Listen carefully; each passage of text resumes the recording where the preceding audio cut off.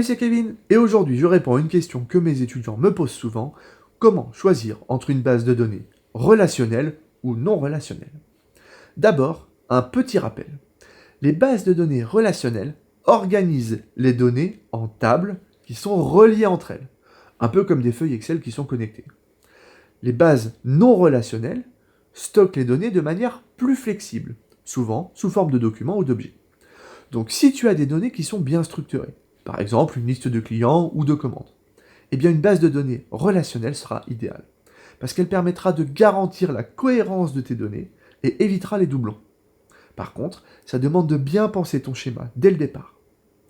Si tes données sont moins structurées, comme par exemple des logs, des messages ou des documents, alors une base non relationnelle est souvent plus efficace.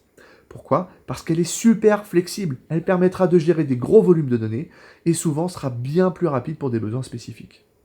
En récap, relationnel pour la structure, non relationnel pour la flexibilité. Fais ton choix selon ton projet.